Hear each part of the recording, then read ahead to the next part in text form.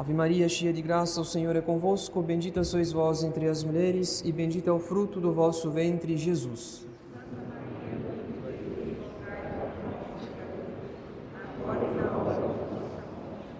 Divino Menino Jesus, Nossa Senhora do Rosário, São José, em nome do Pai, do Filho e do Espírito Santo. Amém. Queiram sentar-se.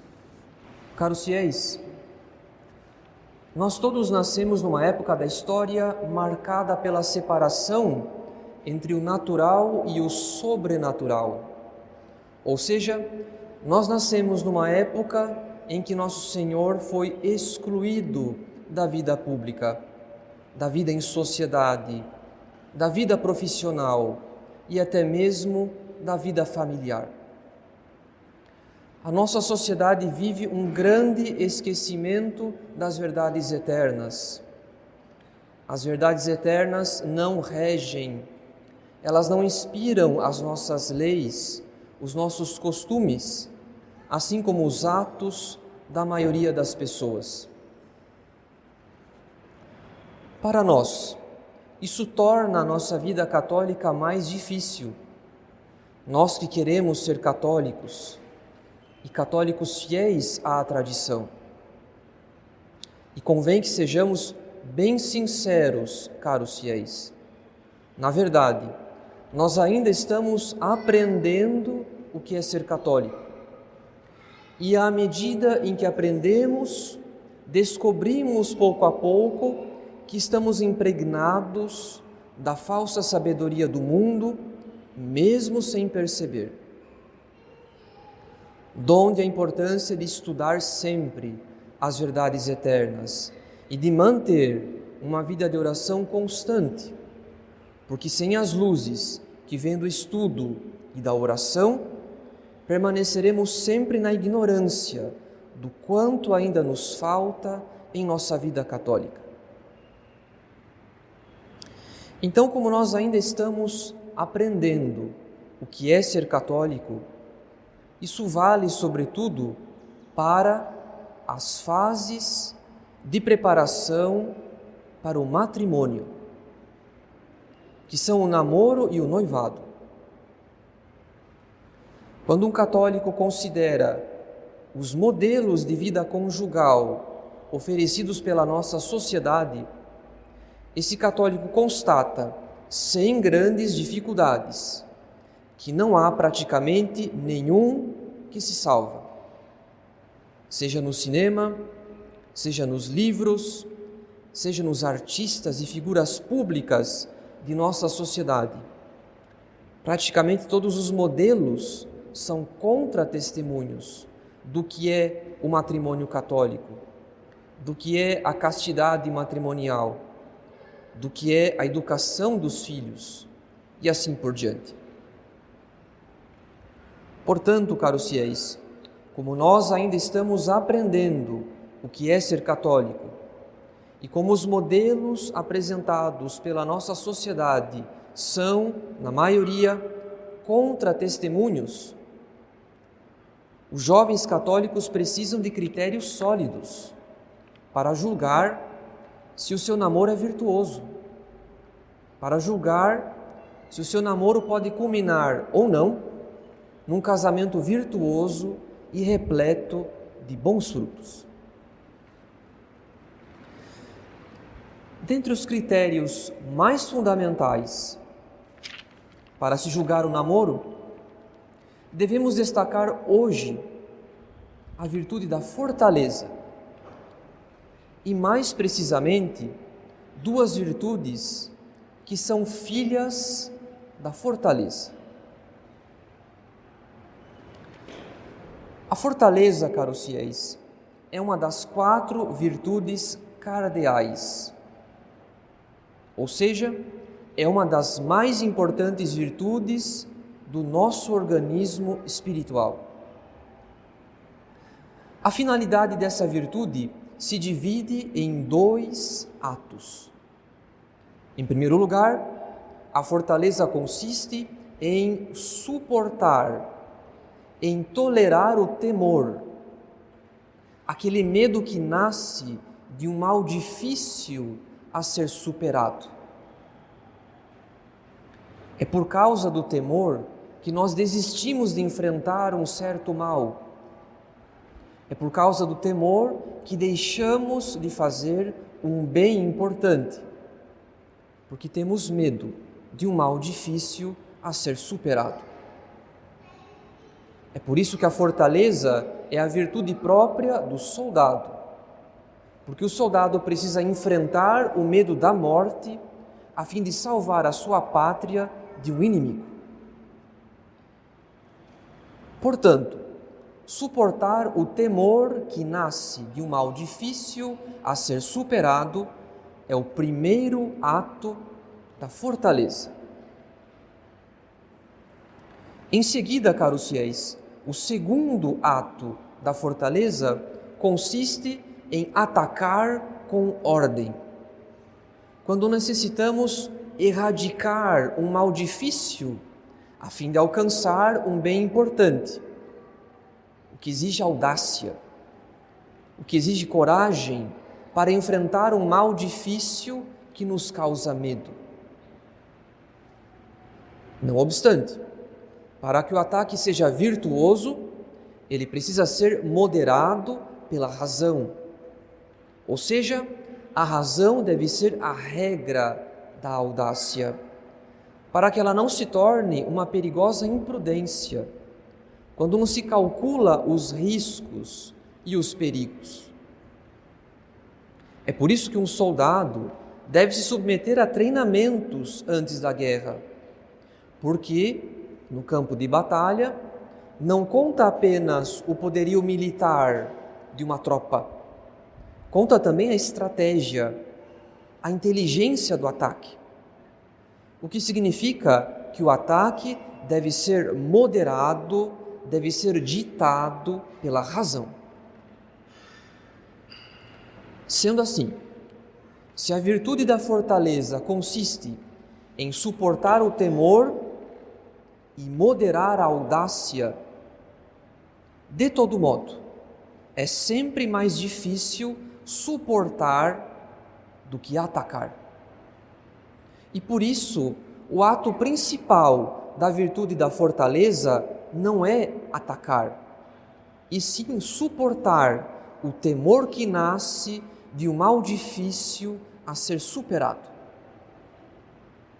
Quem suporta está sob a ação do mais forte, enquanto quem ataca, ataca porque é o mais forte.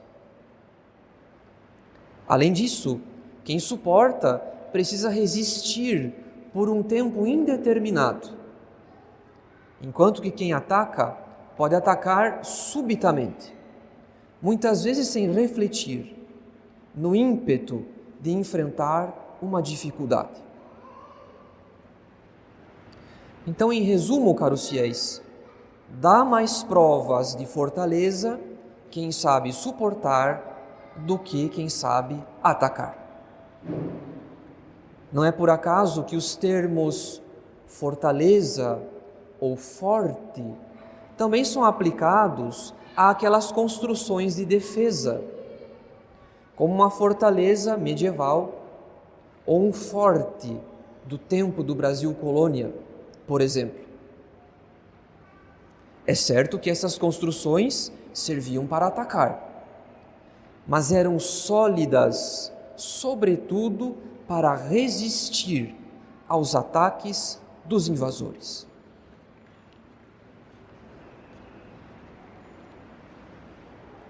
Todavia, nós não empregamos a virtude da fortaleza contra todo e qualquer mal.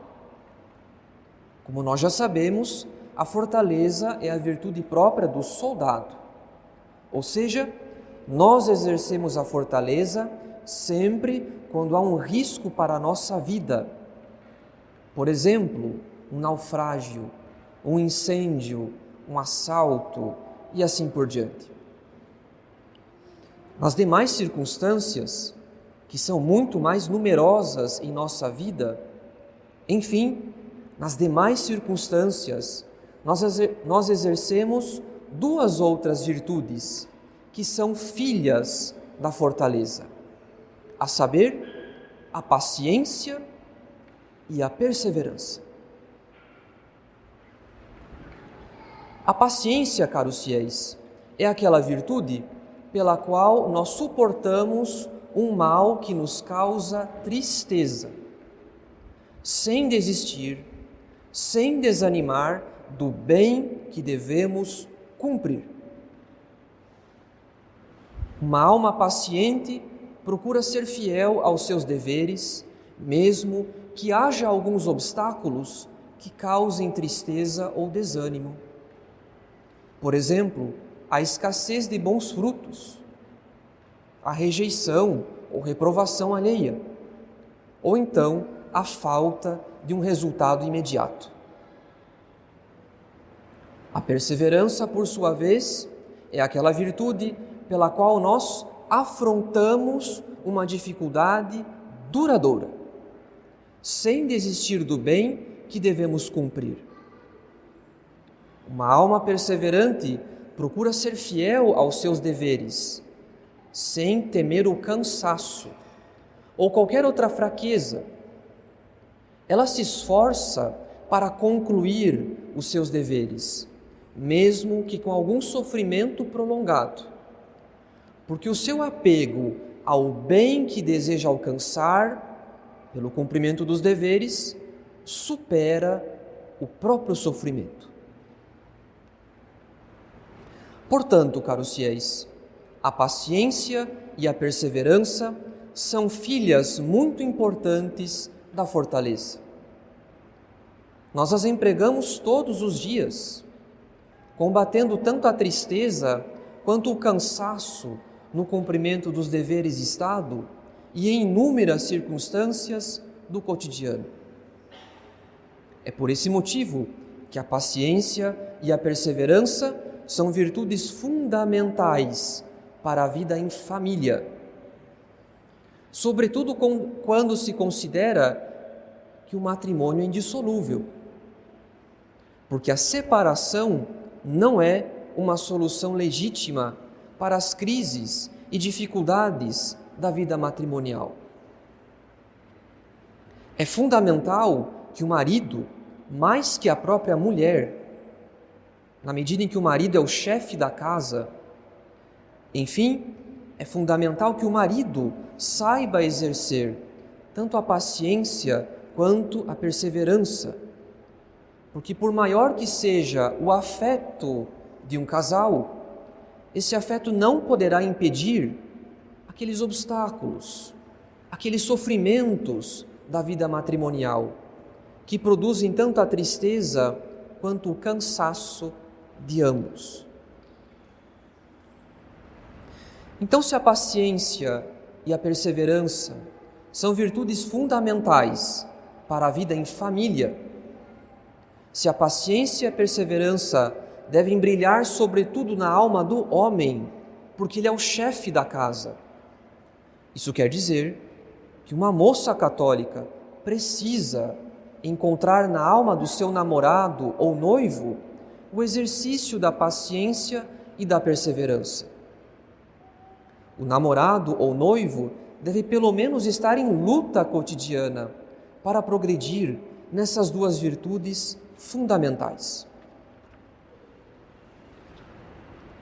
Por outro lado, como uma moça católica pode julgar com grande acerto que o seu namorado ou noivo se esforça para exercer a paciência e a perseverança? Pois o principal critério, dentre tantos critérios, o principal é a vida de oração. Afinal, caros fiéis, rezar e ter vida de oração não é tarefa fácil.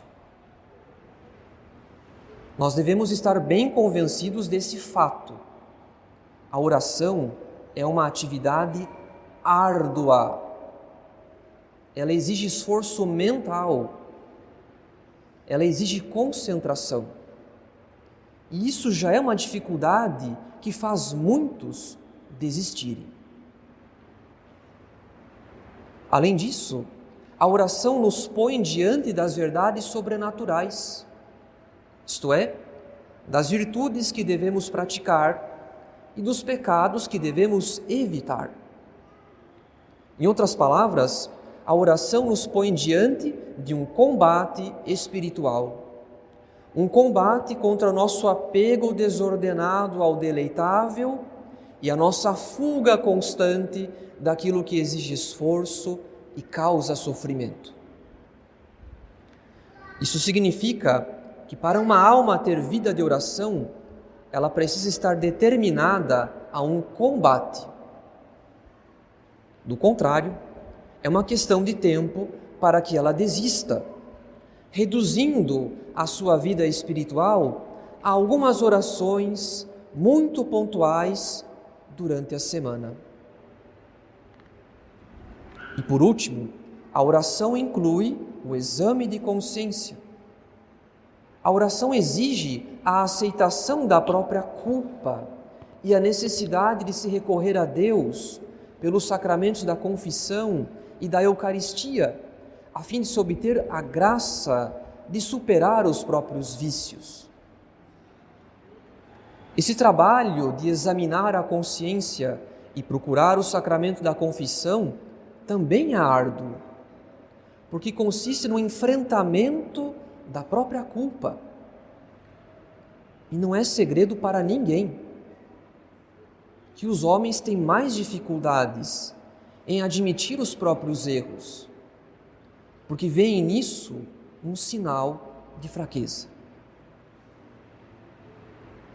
Portanto, caros fiéis, a vida de oração é uma atividade árdua. Exige esforço mental, exige combate espiritual, exige a aceitação da própria fraqueza e da própria culpa, apesar da resistência do nosso orgulho. Não há melhor critério para uma moça católica julgar a respeito da fortaleza ou de qualquer outra virtude do seu namorado ou noivo do que a vida de oração. Porque nenhuma virtude se enraiza em nossa alma sem a ação da graça.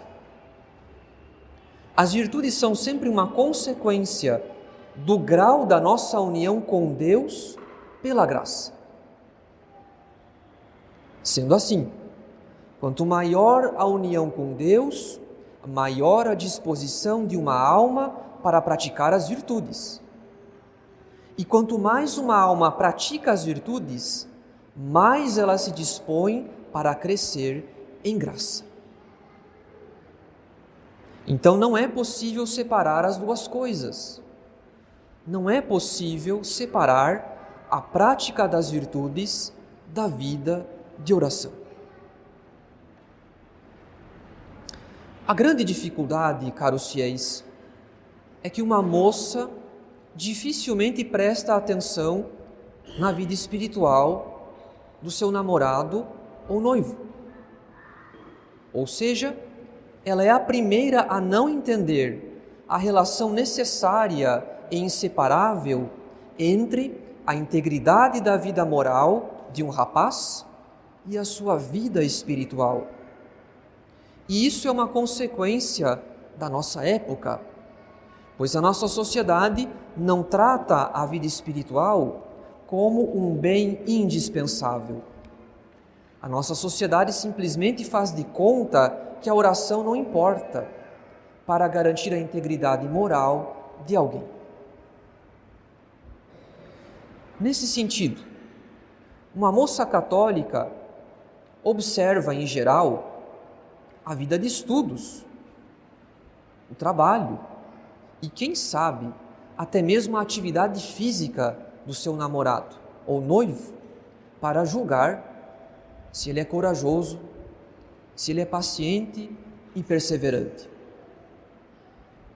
No entanto, a constância nos estudos e no trabalho são critérios insuficientes, pelo seguinte motivo: existe uma motivação existe a previsão de uma recompensa, como uma carreira ou uma promoção profissional, por exemplo, que move um rapaz ao esforço do estudo ou do trabalho. E como nós já sabemos, a virtude da fortaleza consiste mais em resistir do que em atacar. É sempre mais fácil atacar do que resistir e suportar um ataque. Sendo assim, se por acaso a motivação de um rapaz desaparecer, porque ele não foi aprovado na sua prova, porque ele não avançou na sua carreira, porque o seu empreendimento não trouxe o rendimento que ele esperava e assim por diante.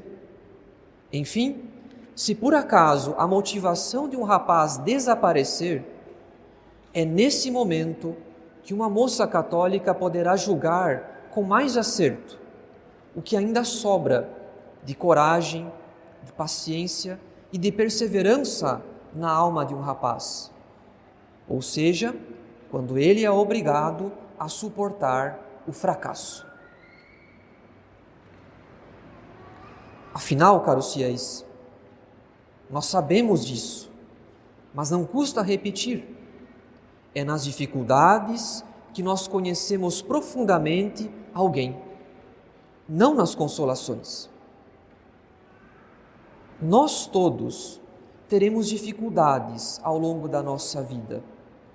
As dificuldades fazem parte da vida. Elas não são removidas pelo afeto de um jovem casal. Então é do mais alto interesse de uma moça católica julgar se o seu namorado ou noivo tem ou não vida de oração. Não orações pontuais, não uma presença mais de corpo do que de alma na Santa Missa, porque nada disso é sinal de vida de oração. Se uma moça católica não se importa em julgar a vida de oração do seu namorado ou noivo, ela abre mão, ela renuncia à garantia mais segura de que ele será fiel no matrimônio. Na verdade, a vida de oração é uma espécie de capital espiritual, uma espécie de reserva espiritual para os momentos de crise. Assim como uma pessoa prudente guarda um certo valor em dinheiro para usar numa eventual emergência, da mesma maneira, a vida de oração é a nossa reserva espiritual. Na medida em que a oração nos dá a graça de praticar as virtudes. E ninguém supera melhor uma crise do que quem já tem o hábito das virtudes. Mas agora nos falta um último ponto. Como uma moça católica poderá julgar se o seu namorado ou noivo tem ou não vida de oração? Para isso, ela pode se servir de alguns sinais. O primeiro deles é a frequentação do sacramento da confissão. Se um rapaz atrasa a própria confissão, se ele passa meses e mais meses sem se confessar, isso não é um bom sinal. Isso costuma ser sinal de desistência no combate espiritual. Porque quem está disposto a combater os próprios pecados sabe o quanto necessita de recorrer frequentemente ao sacramento da confissão. Além disso, o atraso prolongado da confissão também costuma ser sinal da falta de exame de consciência. Na medida em que o exame põe sempre diante dos nossos olhos quais os pecados que ainda não confessamos e que precisamos confessar. Mas para saber se um rapaz se confessa ou não, nada melhor do que uma moça católica observar se ele está comungando ou não. Comungando, é claro, não em pecado mortal. A frequentação do sacramento da comunhão, uma comunhão bem feita, uma comunhão em estado de graça, é outro sinal muito importante. É um sinal de paz de consciência, é um sinal de combate espiritual, é um sinal de desejo de virtudes e de santidade. Uma moça católica não deve ter o constrangimento, ela não deve se sentir culpada por procurar esses dois sinais, porque são os mais seguros, porque são os que menos enganam a respeito do estado de alma de um rapaz. Do contrário, se uma moça católica abre mão, se ela renuncia a conhecer a vida de oração de um rapaz, quais as consequências que ela pode esperar para um futuro matrimônio? Pois ela pode esperar duas consequências principais: ou a moleza ou a teimosia. A moleza consiste na falta de perseverança própria de quem abandona facilmente uma dificuldade que não consegue enfrentar. Em contrapartida, a teimosia consiste numa deturpação da perseverança própria de quem se apega à própria opinião e persiste nela, mesmo quando está muito errado. Portanto, se uma moça católica não quer sofrer ou com a moleza ou com a teimosia não combatidas do seu futuro marido, se ela quer que o seu futuro marido seja corajoso, que seja paciente e perseverante, então que ela procure conhecer a vida de oração e a frequentação dos sacramentos do seu namorado ou noivo. É certo que nós todos temos muitos pecados para combater. É certo que por fraqueza nós podemos cair inúmeras vezes. No entanto, nossos pecados e nossas fraquezas não são uma desculpa para o atraso prolongado dos sacramentos. Muito pelo contrário, se um rapaz quer realmente construir um matrimônio santo com uma moça católica, ele deve dar provas disso desde já, de que ele é forte e corajoso, enfrentando as próprias misérias com o auxílio da graça, a graça que vem da oração e dos sacramentos. Em nome do Pai, e do Filho, e do Espírito Santo. Amém.